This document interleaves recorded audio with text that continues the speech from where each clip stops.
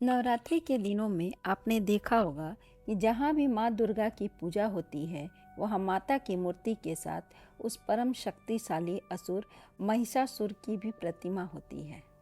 इस मूर्ति में माता त्रिशूल से महिषासुर का वध कर रही होती हैं। तस्वीरों में भी माता के साथ महिषासुर को दर्शाया जाता है। लेकिन क्या आपने कभी सोचा है महिषासुर क्यों होता है? दरअसल इसके पीछे माता का करुणामय हृदय है जो शत्रुओं पर भी दया का भाव रखता है। आइए जानते हैं इसके पीछे के रहस्य के बारे में। देवी भागवत पुराण में कथा है कि महिषासुर एक असुर था।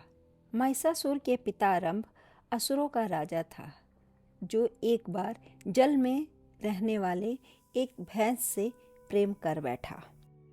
असुर रंभ अग्निदेव की तपस्या की और अग्निदेव की तपस्या से उसे एक पुत्र को प्राप्त हुआ जो एक महिषी यानी भैंस से उत्पन्न हुआ था। उसका नाम महिषासुर कहलाया।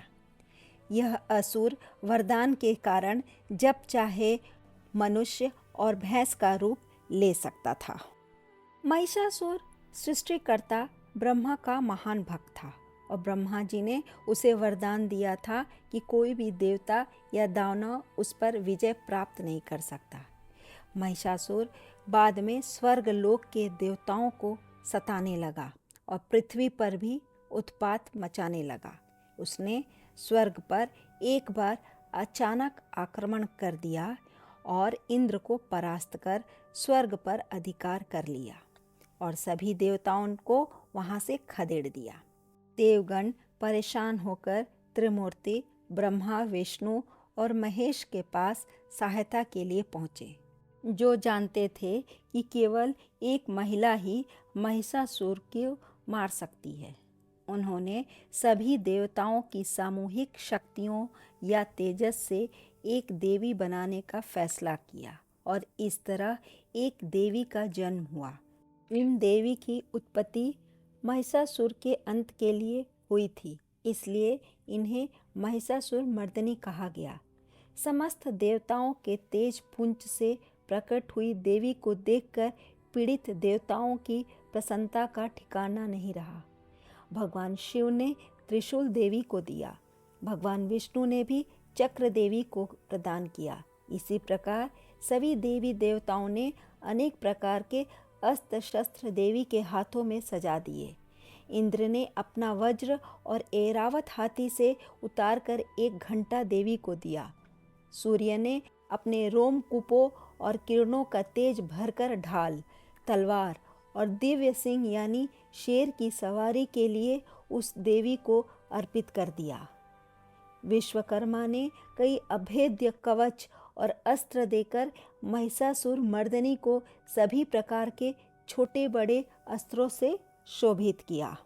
थोड़ी देर बाद महिषासुर ने देखा कि एक विशालकाय रूपवान स्त्री अनेक भुजाओं वाली और अस्त्र शस्त्र से सुसज्जित होकर शेर पर बैठकर अट्टहास कर रही है। महिषासुर की सेना का सेनापति आगे बढ़कर देवी के साथ युद्ध करने लगा। उदग्र नामक महादैत्य भी 60,000 राक्षसों को लेकर इस युद्ध में कूद पड़ा। महानु नामक दैत्य 1 करोड़ सैनिकों के साथ, अशिलोमा दैत्य 5 करोड़ और वास्कल नामक राक्षस 60 लाख सैनिकों के साथ युद्ध में कूद पड़े। सारे देवता इस महायुद्ध को बड़े कौतूहल से देख रहे थे। दानवों के सभी अचूक अस्त्र शस्त्र देवी के सामने बौने साबित हो रहे थे। माँ भगवती अपने पूर्ण वेग में दैत्यों का संहार कर रही थी। उनके इस स्वरूप को देखकर सभी दैत्यों में डर का माहौल छा गया और वे इधर उधर भागने लगे। जो युद्ध भूमि में आए उनका सर्वनाश निश्चित हो गया था। अपनी सेना को पराजय की कगार पर देकर महिषासुर को स्वयं युद्ध भूमि में उतरना पड़ा।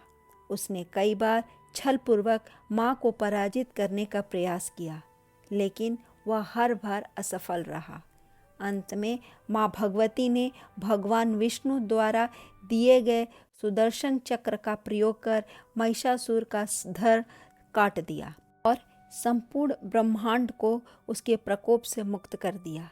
इसलिए माता का एक नाम महिषासुर विनाशिनी भी है। इस युद्ध में महिषासुर का वध तो हो ही गया, साथ में अनेक अन्य दैत्य भी मारे गए। इन दैत्यों ने भी तीनों लोकों में आतंक फैला रखा था। सभी देवी देवताओं ने प्रसन्न होकर आकाश से फूलों की वर्षा की। धन्यवाद। जय माता दी। कहानी अच्छी लगे तो प्लीज़ लाइक करें, प्लीज़ प्लीज़ प्लीज़ सब्सक्राइब करें और शेयर करना ना भूलें।